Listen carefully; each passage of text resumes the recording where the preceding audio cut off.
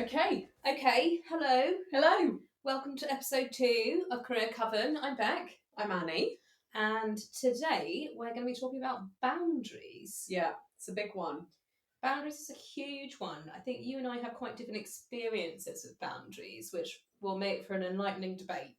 Yeah, important. I've got terrible boundaries, so I feel like this is a perfect opportunity for me to talk to you, someone who I think has really good boundaries, about how you do that and why we think it's important. And I can definitely pepper in a smattering of the disastrous consequences that can happen if you have aggressively bad boundaries. But yeah, I'm on a learning journey. And also, we should say this is Susan, and she has also got terrible boundaries. No personal space boundaries whatsoever. I think she probably doesn't respect anyone's boundaries. No. And, that's a vibe for Susan, and I kind of love it, even when she licks me in the nose. Yeah. But not a vibe to lick people in the nose at work. If we get nothing else right today, we will be able to give that sage advice to people. Do not lick in the nose in the workplace.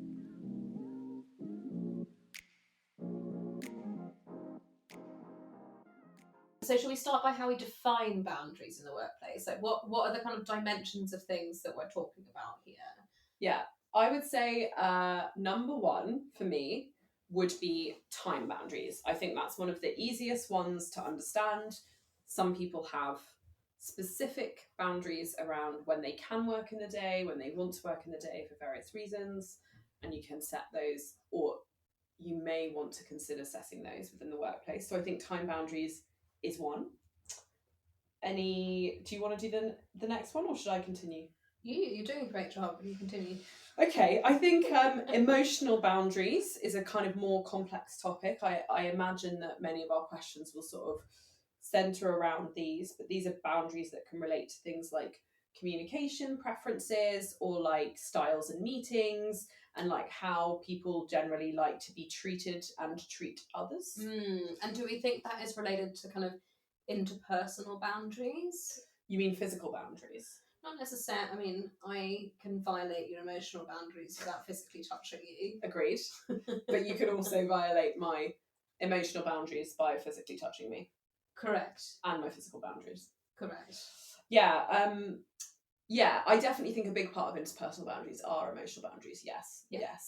And yeah, we've already covered physical boundaries, but that's more about like your actual physical things that you do or don't want to happen and that you're comfortable with. And I think like, a very easy one to get your head around with is some people are really happy to hug a co-worker and other people are really happy not to hug a co-worker. I am definitely firmly in the not hugging camp. Interesting. And that has definitely caught me off guard. Mental boundaries is sort of your area. That's where you're really good at, which is like setting time to make sure that you do stuff outside of work, that you have time off, that you have other things around your work that can fit in around your work. Those are mental boundaries. Yeah, I mean, boundaries, from my perspective, are really rooted in how much I fucking love my free time. And that's not to say I don't enjoy work. I just want one thing to end so that I can do some other things. And I think that is probably the root to your good boundaries. To my good boundaries. It's like, look, work is so great, love it so much, but also like I'm going to go to a pottery class because I love that more. Yeah, and I would say this is also the root to my bad boundaries, is that I can never kind of mentally switch off from my job. And it's not that I don't enjoy my free time, it's that often in my free time I am slightly thinking about my work. So I find it hard to be fully present. I'm not as bad as I used to be. It's definitely been a journey. I would say as a household, we are fairly crap at switching off from work. but we try, and we continue to try because we both believe boundaries are important. And I certainly I think we should caveat this by saying we're both childless.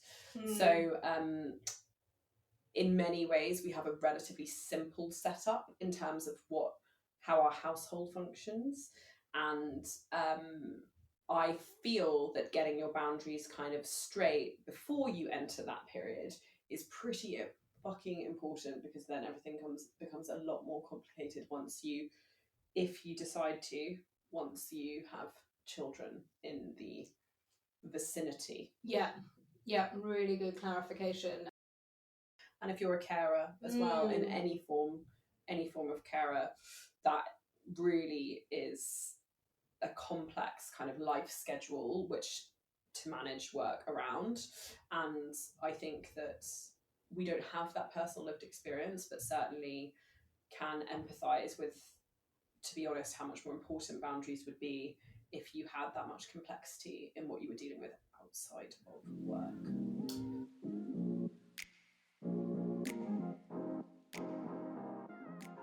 I won't say I've always had good boundaries. I think I have been training myself really intensively to have boundaries and put them in. I had... out of interest, why? So I think this spawns out of a period of burnout from doing my crisis response job, where I did 90 hours of work a week. And that's a lot of work. And it was during, there was so much work, and that was at the peak. It wasn't the whole time, but no one had boundaries with me. I didn't have boundaries with anyone. Like, we had just so much work to do, and it was so stressful. And then when I came out of that period, I was like, oh my God, why am I living my life like this? That's really insane. And I think it came out of a really, really serious need to be able to switch off. Interesting. That has been something that I've really ruthlessly prioritised. And that doesn't mean that I don't care about my work, but I suppose if you think about like 100% of my thoughts, it's probably not that many, but 100% of my thoughts and what proportion of them in a given day are devoted to work, I'd say that for me, the thoughts in my head are proportionate to the amount of time that I am at work. Not necessarily at the same time. I'd hope that there'd be overlap. Nice. But, okay.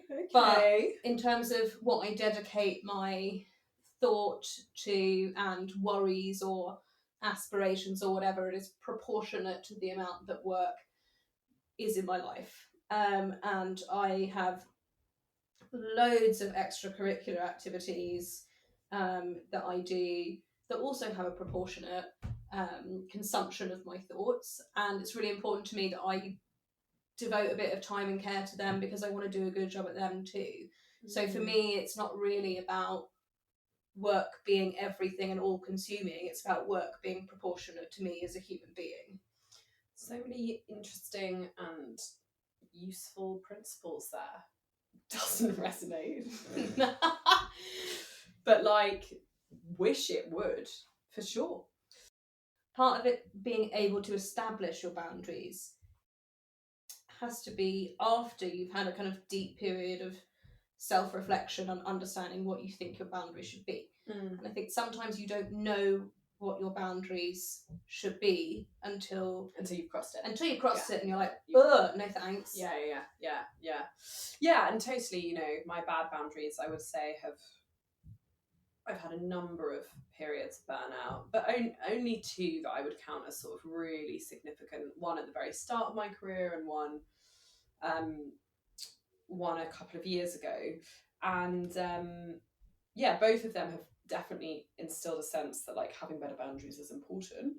And I work with my coach a lot on boundaries, and I have tried very hard in certain situations to pick jobs that I thought would help me have better boundaries.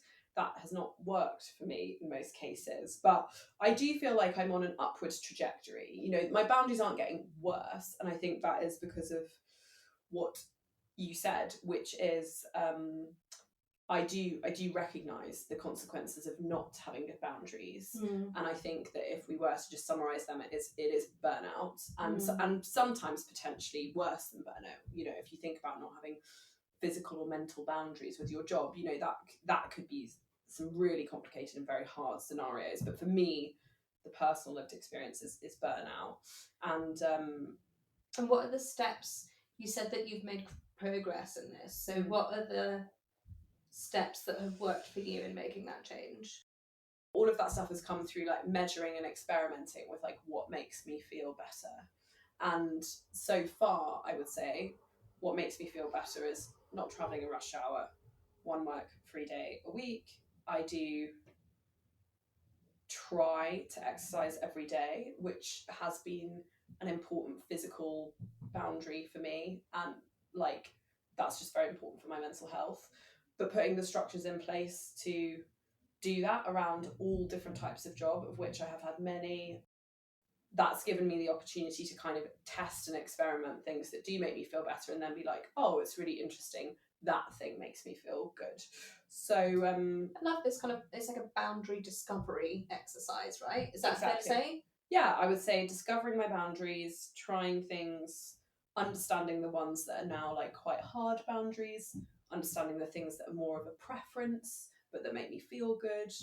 So yeah, and I know that I'm in a, like, in some ways in a very privileged position to have had like so much like kind of flexibility in my job that I've been able to do this experimentation. But I do think for everyone you can do like little tests that help you understand what makes you feel better. Yeah, and I also love the idea of kind of logging it and seeing how you feel over time. I think that'd be really interesting. I listened to a really nice podcast a few years ago, and I listened to it again because I knew we were going to talk about this topic because I think it's really brilliant. We'll put it in the show notes. It's the first episode of Best Friend Therapy with Elizabeth Day and her best friend Emma Reed Terrell. And Emma is very sophisticated about talking about boundaries, and that they don't have to be fixed and permanent. They can change over time, and there's no contract between you and anyone else about where that boundary sits.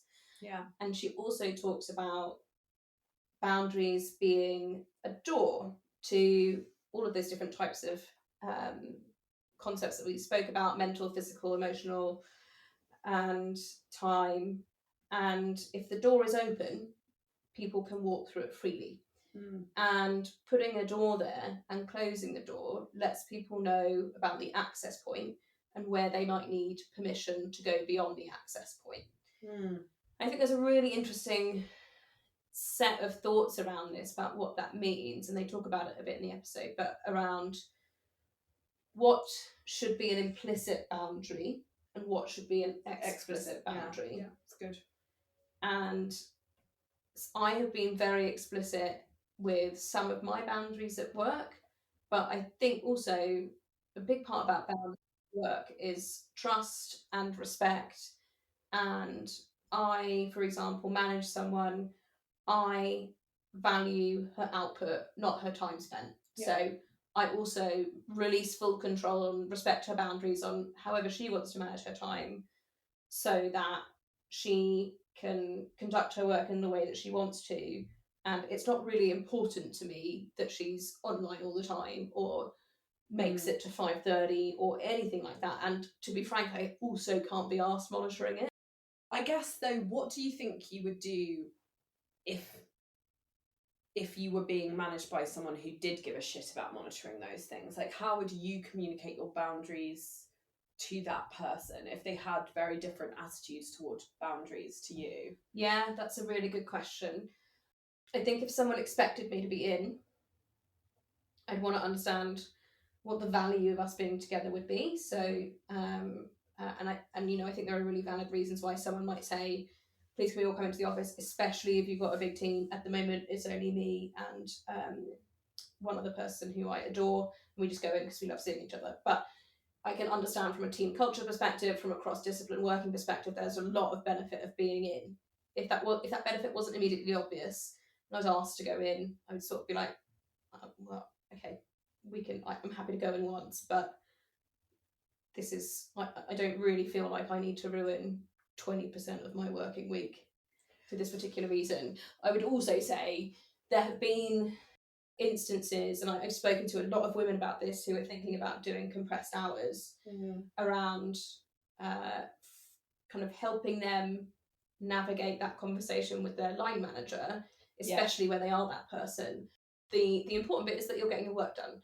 And for anyone who wants to try something new, whether that's kind of shifting your hours because of the transport, or an expectation that you have to stay a bit later for a call and that may be pushing your boundaries, or you want to go do your school pickup run or your childcare day changes or anything like that, I would just encourage the conversation in a way that says, let's just give this a try.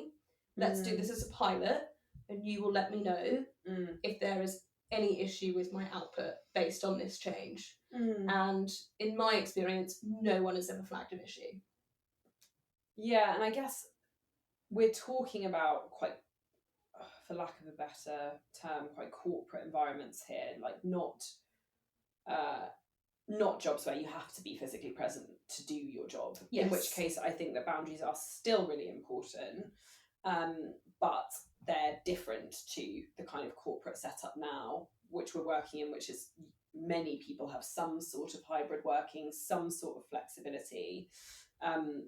I think that has introduced a lot of complexity when it comes to boundaries, because we all just did it by necessity in the pandemic, and no one had really ever thought through, or many people had not thought through, the boundaries between work and home and how they would exist if everyone was doing their job at home. But yeah, okay, so that's interesting. You'd say if you're coming from like different perspectives on boundaries to your line manager, maybe the way to sort of approach it is, one, to try and understand their boundary. So try and have a chat with them about, okay, you've got this perspective, that's not the one I share, can I understand the reasons for your perspective? You get on the same page of like understanding each other's perspective, and then if there's like an adjustment to be made of the boundaries, you'd suggest trialing it as a pilot, so it doesn't feel like this big decision that you have to both commit to. It doesn't have to feel like it's in a contract, it doesn't have to feel like it's a legal document. You are literally just making a tiny tweak and seeing how it goes. And I think that feels much lower risk than a really formal route of saying, like, I'm legally entitled to X, Y, Z. I'm not saying that card should never be played, but I don't think that feels like quite a combative way to approach what I don't really feel is that controversial a conversation. Someone else will feel it was a controversial conversation, but it's not the first card you play in that sequencing. I would also add, I find this unrelatable, but I know that lots of people really love going to the office because it helps them with that work-home boundary. Yeah. So my husband elects to go in 5 days a week because he feels more productive. He leaves work at work. Yeah, I love that. I love that for him. And I see that a lot with people I work with as well, which is much less corporate, but they like to be in the office. They like to, you know, have the structure in their day, the routine in their week. That's important for them. I would say I sort of semi-identify with that. Like, I like to start my week in the office. It gets me off to a good start. You're a Monday officer. I'm a Monday officer. I like to, like, you know, feel it. There I am. I like to do all my line management on a Monday if I can. Like, really just hit that first day of the week with a kind of intensity that I feel is productive. And then I'm more flexible around it. I'm at the border of an introvert and extrovert, and I would say that I do like to work on my own at home, especially if there's like a lot I need to get done. I find the work environment can be a bit distracting from that perspective. But yeah, okay. So when it came to understanding your own fairly good boundaries now, like how did you navigate understanding what was important to you? Really good question. I think, as I was saying earlier, that period of burnout makes you go through a kind of big period of self-reflection of like, that's not how I want to spend my life. How do I want to spend my life? And you will know this and roll your eyes because I've recommended it to you 1,000 times, sort of book called Design Your Life by... I started it, never finished it. There we go. We'll put it in the show notes. I started it twice, actually. Never finished it twice. But it's also around like, how do you incorporate aspects of play and joy and connection and family, and those concepts to me are really important. Like, what do you do not because it's work or you get paid, just because you love it? Example, this podcast. Hashtag unsponsored. For now. At the moment. But you know, I do lots of things with girl guiding. You've just got so many strings to your bow, babe. You do loads of things because you enjoy them. And I just love them. I don't get paid for them. I just really enjoy them. And so I want to make sure that I have space for that in my life. And it took a period of long reflection to be able to work out what those things were and what lights me on fire and what I enjoy, and, you know, getting creativity outside of work. I think it's also really important that work isn't the main thing that you focus on, because when things go wrong, and they always go wrong at some point, you will feel like your life is falling apart. Whereas if I'm having a rough period, if I'm having a rough period at work, but I'm like, do you know what? I'm just going to go make some pom-poms with 10-year-olds this evening. Yeah, that's nice. That's a nice outcome. And like, you can feel good and productive and really enjoy other things that can flourish whilst you're feeling a bit down about work, and still feel resilient through the process. So that's what I would say. And then I think more generally, an important part of boundaries is understanding that everything that you say yes to that you don't really want to do means that you're not prioritizing something that you do want to do, because you have a fixed amount of time. And if I'm spending 4 hours a week doing this thing that I don't really want to do, that's 4 hours a week that I could be doing something I love, and it could be productive, or it could just be having a lie-in, or reading a book, or getting my nails done, or having a nap. Yeah. I am so bad at this. Like, I say yes to fucking everything, to be honest. And what really gets my heartstrings, what do I say yes to all the time? Every woman who asks me for coffee and career advice, of which there are some, I think just purely because of the sector I work in, quite specific. But like, I pretty much try and fit all of those in, and that's because I want to help people. I want to like do my bit to help other women. I care a lot about women. It's actually very hard to fit in all of those requests though, and they do have an opportunity cost. So what I would say is, you know, this podcast is a form of you sharing your advice one to many, one to one. Yeah. There are ways where you could make sure that those calls are 15 minutes, not like an hour of coffee in person. Yeah. Or, you know, carve out like 2 hours a week that's dedicated to that only. Yeah. And if you can't speak to someone that day, they could fit into your schedule in 3 weeks' time. And that will feel like really awkward to say that, and it might feel ungenerous to you. But if that is what you are able to, and that is the access point of your door to your boundary, people can choose whether they want to meet it there or not. Yeah, look at you teaching me.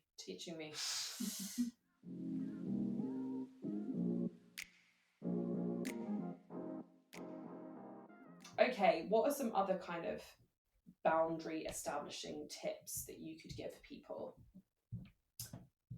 I don't know if this is a tip, it's more of a comment. And sometimes establishing a boundary can feel really awkward, can feel really uncomfortable. I'm sure if you've told someone I'm not a hugger, that's you're like, very awkward. And I think it's okay that it's awkward. And I think just power through. In any awkward situation, you only carry as much shame as you kind of allow yourself to feel about it. Preach. That's a little inspirational quote. And if you're just like, this is going to be really awkward, but I don't hug, and then just move on, then it's fine. It also gets easier to practice boundaries over time, so much easier. And again, it's a bit like a muscle you can flex. And I think you get used to saying no. And I think one of the really big tips that I learned actually from my husband, he's so good at boundaries, it's unreal. Whenever there is something that he doesn't want to do, he says no. He just says no. He literally does not do it. He has no sense of like internal obligation or like guilt.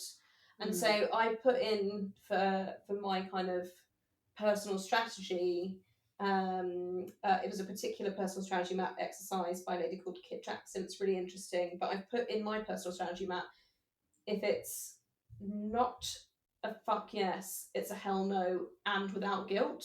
Because I think that last bit is really important, that you just don't, if you feel guilty about it, you've not really released the boundary. And that's really hard, but that's what I'm working on this year. But Tom's way of saying no to things is brilliant, because it basically involves very few words. And I think this is really important when you're setting a boundary, Because normally, I think, ask me 5 years ago, if I said, Annie, I'm coming over and bringing a bottle of champagne and I want to have, she says, sipping a glass 2 hours of career advice. If I were you in that scenario 5 years ago and I just didn't fucking want someone in my house, yeah, I would have been like, I would either have said yes, or I would have said, oh babe, I'm so sorry, tonight's just really not a good night because like I've got my period and like Susan's got diarrhea and like I'm gonna have a work call at 9 p.m. and I'm so sorry. Yeah. When can I next see you? All the time. Yeah. When Tom says he doesn't want to do something, he just says, I'm afraid I can't. So good. That's it. And like I would just encourage anyone who is setting a boundary and feels like they're apologizing or justifying it to just strip out all of that explanation, because you don't have to explain a boundary. Agreed. You can just say, it doesn't really work for me, or and I am trying to be better at not apologizing for it. It's a work in progress. Yeah, it's interesting. I'm going to make a statement now that might be untrue. I think that I can say that no friend that has ever imposed a boundary on me have I ever been annoyed with. Like, I have never been annoyed at someone saying, I just can't tonight. I've never found that annoying. And I know that that's not true for all friends, but then I would find myself questioning, are they really your friend? If you have to like explain to them or make these excuses, or you can't just say the words like, I'm sorry, I can't, or not even I'm sorry, I'm tired, I can't, or I don't want to today, whatever. Like, I feel like if any of my best friends text me that, I would be like, cool. I'd be like, yeah, you to you. Now I love a cancel plan. I'm gonna also rot in bed. Like, yeah, exactly. But it is interesting. Do you think? I mean, how practical is that? Is Tom's thing in the workplace? I see people over justify delivering bad news or delivering a boundary all the time. Okay. I actually just think saying less lands so much better in a work context. Like, hi, can we meet this afternoon? I might have a free slot. You might even be able to see a free slot in my diary. But I might also be doing like 2 hours of deep work.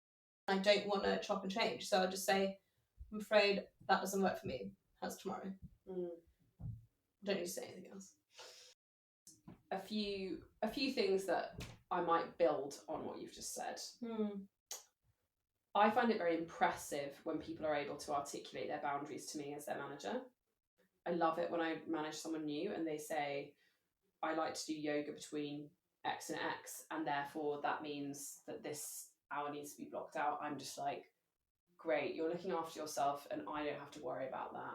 So tick, thank you for being an adult enough to say, like, number one, is this okay? Number two, like, I'm sort of going to do it whether or not it's okay. So I'm informing you why this is important to me, and I'm letting you know that like that's what I need to be successful and happy and productive. And like, even if I couldn't accommodate it, even if that was my scheduled one-to-one time that I had in my diary for her or them, I would totally change it just because that person has had the like foresight to say, I actually need this to be happy. It's a big thing for me.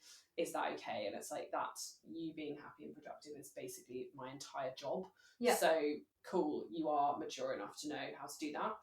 I think I found having boundaries very hard in a corporate environment because I found that people just took my diary space and they just put meetings in, and in a way that I found actually just quite affronting and aggressive. But I definitely did like take to blocking out like hours. Definitely. And I think that worked really well for me.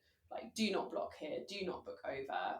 I think lots of people have that in their calendars, and I wouldn't book over someone's do not book me slot without asking them, and then that gives them the opportunity to say, is this a real emergency? You're knocking at the boundary door. Exactly, knocking at the boundary door. Yeah.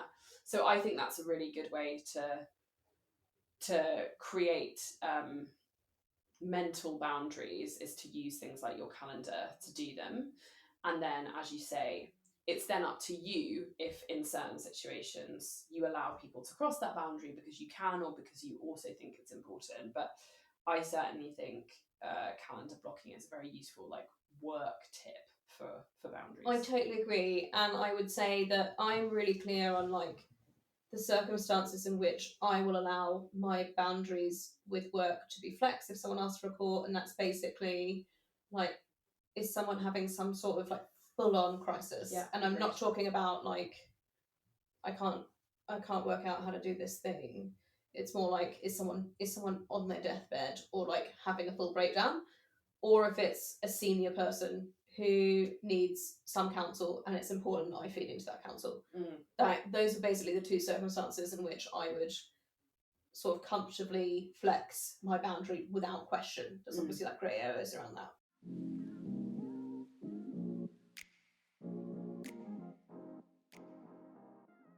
Okay, so as with last episode, we canvassed for some views and questions on this topic, and they were all really thoughtful and really good. I'm going to fire some questions to you this time. God forbid. Right, so first question. What can employers or managers do to ensure their teams achieve healthy work-life balance while still encouraging high performance? Can you have both? Yes, you definitely can have both. Otherwise, fuck me, what would be the point? Do you know what I mean? I think number one is role modelling. I think that's really important. Role modelling what you want to see from your team. So actually being quite explicit about your own boundaries that you might have set between your personal life and your work.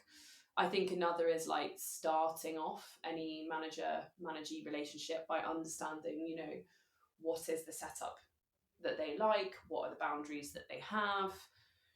And if they don't know them, really encouraging and saying like, can you please think about these in month one of being somewhere, so that actually they are made explicit really quite upfront. And then I think reflecting on whether you're achieving them regularly as part of like one-to-ones and development goals. Like I definitely think that you should always have a personal development goal that sits outside of your job and work, and then checking on that like as much as you check on the like milestone progress of the kind of professional objectives, I think is really important. You can't force people to make progress in their life outside of work, but you can make it as equally important to their like overall performance as the work progression themselves itself even.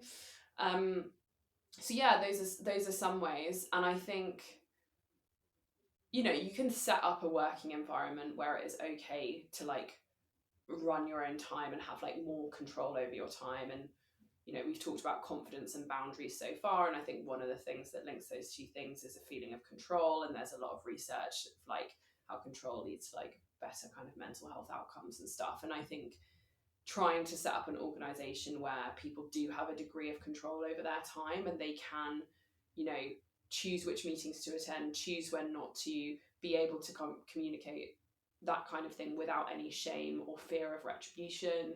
I think those are all really important things. And this sounds like a sort of laundry list of like how to be a good manager. Like these things are really, really hard to do, especially at an organizational level. They're really, really hard to do. But I think they start with like a willingness to do it from the top. And yeah, I would definitely say that they're probably not as hard as it might seem when you just list them in a long list, but it is so much to do with like the whole leadership's collective to want to build an organization that works in that way. Yeah, I would also just add to that I think the premise of the question was like basically a sort of like, can you have it all with performance and work-life balance? And I would say I think I've spent a lot of time with senior leaders, and some of the best ones I've encountered are all people who have like an incredible outside work life. Yeah, and that agreed. might be like they've just decided to learn piano to the highest grade. I would never do that. That sounds really hard. But that's an example. You know, people who go cycling all Saturdays, or like have such an active and beautiful parenting life. And are really passionate about their children and talk about all the beautiful things that they do together. every really successful senior person I know is That's rounded. boundaries. And agreed. and in order to be rounded, you probably have to have had boundaries in there to Yeah. get to that stage. 100%. And I think if you have any level of coaching to any level of like seniority, a big part of most coaching journeys will be establishing boundaries between your work and your life, because of what you just said, which is like successful people have a balance. They may not be able to like totally switch off, but they have fulfilling other parts of their life that mean that work isn't this all-encompassing beast. And every great leader I know, it's the same. They have good boundaries. They normally have a weird hobby. It's like, great, I'm so into your weird hobby. Like, show me your like project Instagram with your like 30 followers. I'm really into it. Okay, next question. This is about boundaries. Hi, baby girl Susan. This next question is about boundaries with self. So how do you balance going that extra mile, upskilling and challenging yourself while maintaining perspective that there is more to life than work? I feel like this is a question about ambition versus balance. Yeah, I mean, I'm not I'm in the always be optimizing kind of camp here. So I would say that what I can say with confidence is like, if you really want to put effort into improving something, another part of your life will have to give that effort in cost. You know, it's the same thing you were saying earlier. There's an opportunity cost to like your actions and how you spend your time. Like, if you want to become a marathon runner in your free time outside of work, that's great. You should do it. Like, sometimes you'll have to get in late for work because your long run took longer than you thought, or whatever. You have to give that time. You might be able to spend less time with your friends in the weekend because you're doing your long runs, because you're training. Like, there is always an opportunity cost. And I think that, you know, the kind of always be optimizing, always be striving for something, always be pushing yourself mindset is only really fulfilling if you know what the goal is. And I think that like a lot of people optimize without knowing what they're trying to achieve, and that can lead to a really exhausting like state of being. And I would say, if you know what you're optimizing for and you know the goal, then you have to establish what in your life is willing to give to flex and like make space for that goal to be achieved. And I think that sort of flies in the face of like, can women have it all? You know, can people have it all? I'm not sure I believe that people can have it all, but I think you can have all the things you put your mind to. You just, there's a temporal element of like, you won't be able to have everything all at once. You know, it's a sequencing, and there's just prioritization within your life. Like, when you want to do certain things, you probably can't do all the things you want to do in your life at once. And I think what I have definitely seen is like people sort of wanting to do a life overhaul, but they want to do everything all at one time, get better at their job, learn a new skill, get thinner, get fitter, like all of this stuff. And it's like, maybe those things, for you to enjoy it, need to come in like a sequential order, because otherwise, you know, if you're doing all of that productive stuff, you may never see your friend, walk your dog, talk to your mum. Like, you know, I think there's a lot of boundaries that need to happen to make something really big, a really big improvement somewhere else. And you just have to know what you're optimizing for. And unfortunately, I have definitely met a lot of women that feel like they're always optimizing, but they don't actually know what they're optimizing towards. Yeah, like being better. It's not a specific enough goal for you to know how much you should be prioritizing that.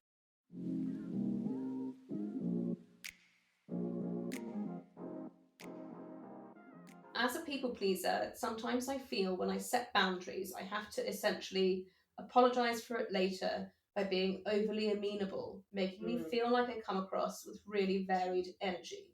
How do I work on showing up authentically and standing my ground when setting deadlines and boundaries? Or I could have a very strong reaction to some of the things in that. But I think as we've discuss not apologizing for your boundaries is probably a good place to start. You know, you sound like, well, most people pleasers I know work really, really hard and get a lot done in their people pleasing way of life. And therefore, I would definitely encourage you to think through when you apologize for anything. But certainly, you know, I think through setting a boundary at the outset, you should try and feel confident that that is now done. The boundary is set and you don't need to apologize for it after the fact. No one will be expecting that. You know, if you're going to get any challenge to your boundaries, you will get it up front. You won't get it, you know, at the end of the project. Like, people won't be focusing on that. They'll be focusing on the output of the work, which is probably very good. So yeah, I would just, if I were you, be trying to think, should I be apologizing at all for any of anything I'm doing? But like, yeah, don't apologize for boundaries that you've already done the work to set, because you've done that hard thing up front of saying, this is what I need to do. And they've said that's fine by giving you the work, by giving you permission. And you're probably doing that work, and you certainly don't then need to say sorry for it. I think you then also don't need to compensate for it. No. Or feel like you need to go the extra mile, or I think I am sort of a recovering people pleaser, and you know, you don't have to turn up on that meeting with like a grin plastered all over your face and like bring a plate of croissants because you feel bad that you weren't able to do what the maximum you could have done if you wanted to was. You know, you have nothing to feel guilty about and nothing to feel shame for in just setting your boundary, delivering against it. You could turn up in a bad mood if you want. Like, who cares? You turn up however you want to turn up, but I don't think you need to bend over backwards because you've set a boundary. That doesn't feel like a place to be. I agree. Amen. Amen. Right, is that it? That's it. I think that's it on boundaries. That's it on boundaries. Thanks for listening, everyone. Please like and subscribe wherever you have listened to this, and congratulations on making it to the end. Great.